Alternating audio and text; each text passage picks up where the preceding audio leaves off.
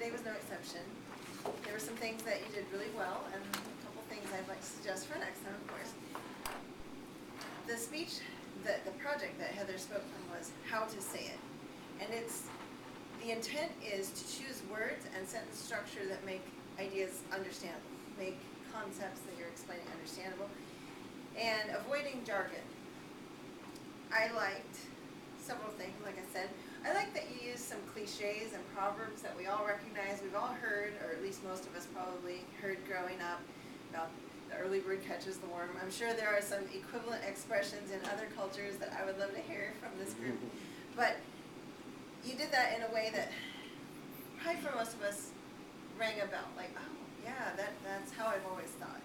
I thought it was a nice counterpoint to introducing an idea that not everybody would automatically embrace. If we said, hey, you know, the person who stays up late gets a lot done, you might have had some people going, if you could read their thoughts, that doesn't make sense to me. But you were able to explain a concept that we wouldn't all readily agree with, maybe me because I'm with you. And you defined circadian rhythm in giving your talk. You said that's the pattern by which, a 24-hour cycle during which our hormones fluctuate. And so it was really good with using simple words. When you had to introduce a term, you defined it. I like that. And I think you accomplished your mission in getting us to think about something different because you made it personal. You said, this is me. And we all like Heather. So we can all set aside our nuh-uhs and listen to what Heather had to say. And she's not an alienating person in how she came across. She didn't go like, make me get up, you know. She didn't give that attitude at all. So we didn't have something to push back against. We went, oh, okay, that's something I hadn't thought of.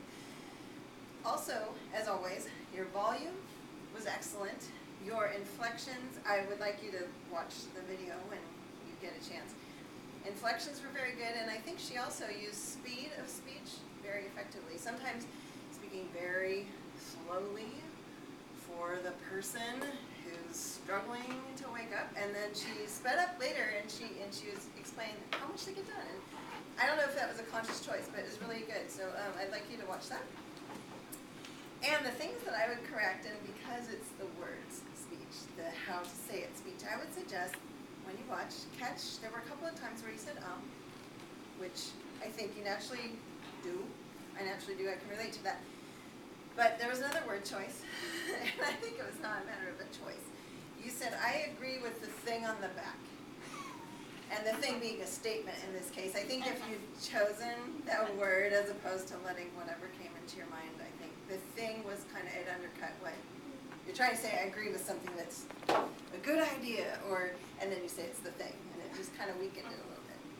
Finally, I think, I really enjoyed your speech, and I think when you said at the end of it, it was an amusing conclusion where you said people would be healthier, more productive, and you said, and I'd be happier, and we all laughed.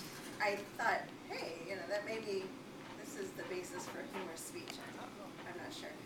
You've got little injections of your personal humor and your wittiness in there. You could go all the way with that, or you could have left that out and been even more persuasive, I think, if you were trying to convince people instead to give their kids a break, or I don't know, something like adapt to your employees' circadian rhythms or something like that, that you might have taken it to a persuasive level as well. But you could go either direction, I think, and you did a great job. So thank you.